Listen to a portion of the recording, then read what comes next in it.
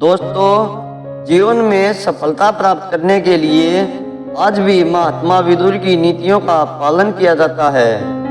यदि विदुर नीतियों की गांठ बांध ली जाए तो जीवन में सुख, शांति और समृद्धि बरकरार रहेगी। महात्मा विदुर महाभारत के महत्वपूर्ण पात्रों में से एक थे। वह बहुत ही बुद्धिमान और दूरदर्शी व्यक्ति थे। उन्होंने धन, गृहस्थ और राजनीति जैसे सभी विषयों पर अपने विचारों को व्यक्त किया है। इन्हीं बातों का संकलन ही विदुर नीति है। आज भी हम सभी जीवन में विदुर नीति को अपना सकते हैं। इन नीतियों में कई बातों का जिक्र किया गया है जिनका हमारी दिनचर्या में भी बहुत महत्व है। विदुर जी ने अपने नीति शास्त्र में मनुष्य में मौजूद कमियों का जिक्र भी किया है, जिस कारण वह अपना लक्ष्य प्राप्त करने में असफल हो जाता है।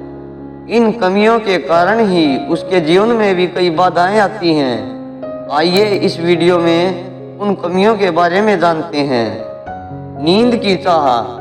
जिस इंसान को नींद व आराम करना प्रिय होता है, वह भविष्य को संवारने के अवसर गंवा देता है।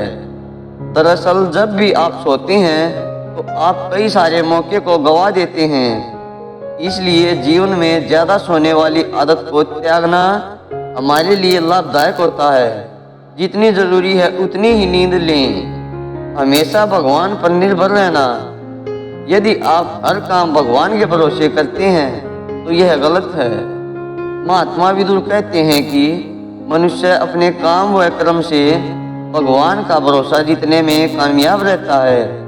इसलिए जो अपने लिए काम करता है, भगवान भी उसी का साथ देते हैं। भगवान पर विश्वास करना अच्छी बात है, लेकिन उनके भरोसे पर काम कर छोड़ना बहुत गलत है।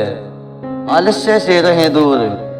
महात्मा विदुर की नीतियों के अनुसार अगर आपके भीतर आलस्य है तो आप कभी भी अपना लक्ष्य प्राप्त नहीं कर सकते। आमतौर पर लोग अपना काम कल पर टाल देते हैं।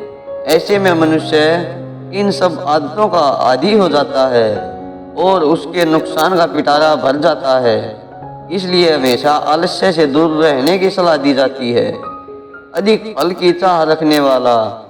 हमेशा से ही हमें सिखाया जाता है कि कर्म करो, फल की चिंता मत करो। उसी पर महात्मा विदुर कहते हैं कि जो लोग कम मेहनत करते हैं और फल की चाह अधिक रखते हैं, उन्हें कभी भी लक्ष्य की प्राप्ति नहीं होती। मनुष्य को कभी भी फल की चिंता नहीं रखनी चाहिए। तो दोस्तों, अगर आप महात्मा विदुर की इन बातों से सहमत हैं तो कमेंट करके जरूर बताएं। धन्यवाद।